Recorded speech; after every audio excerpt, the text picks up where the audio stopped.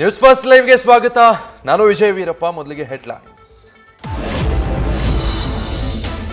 ಕೊಡಗಿನಲ್ಲಿ ಮಳೆಯಿಂದಾಗಿ ಮುಳುಗಿದ ಗ್ರಾಮೀಣ ಭಾಗದ ರೋಡ್ಗಳು. ಬೆಂಗಳೂರು ದೋಣಿಕಾಡು ಬಳಿ ರಸ್ತೆ ಸಂಪರ್ಕವೇ ಕಡಿತ. 40ಕ್ಕೂ ಅಧಿಕ ಮನೆಗಳಿರುವ ಗ್ರಾಮಕ್ಕೆ ದೋಣಿಯಲ್ಲೇ ಸಂಚಾರ.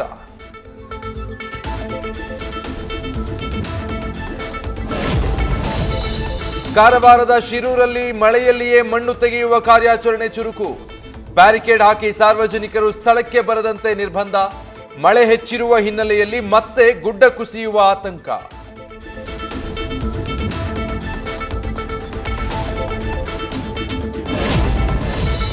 ಭಾರೀ ಮಳೆಗೆ ರಾಯಚೂರಲ್ಲಿ ಮೈದುಂಬಿ ಹರಿದ ನದಿಗಳು.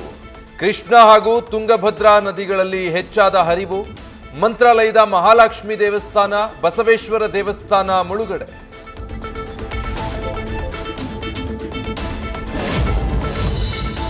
ರೇಣುಕಾಸ್ವಾಮಿ ಕುಟುಂಬಕ್ಕೆ ಸಹಾಯ ಮಾಡಲು ದರ್ಶನ್ ಆಲೋಚನೆ.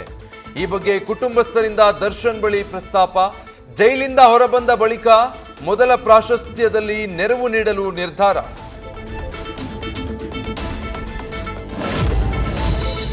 ಜುಲೈ 15ರಂದು ವೈಟ್ ಟ್ಯಾಪಿಂಗ್ ಪೂಜೆ ವೇಳೆ ಡಿಕೆಶಿ ಶೂ ಕಳ್ಳತನ. ಘಟನೆ ಬೆನ್ನಲ್ಲೇ ಡಿಸಿಎಂ ವಿಚಲಿತ. ಮಾಟ ಮಾಡುವ ಉದ್ದೇಶದಿಂದ ಕಳ್ಳತನದ ಆತಂಕ. ಶೂ ಕದ್ದವರನ್ನ ಶೀಘ್ರ ಪತ್ತೆ ಹಚ್ಚಲು ಪೊಲೀಸರಿಗೆ ಸೂಚನೆ. ನ್ಯೂಸ್ ಫಸ್ಟ್ ನಿರ್ಭೀತಿಯಿಂದ ನಿಮ್ಮ ಪರವಾಗಿ.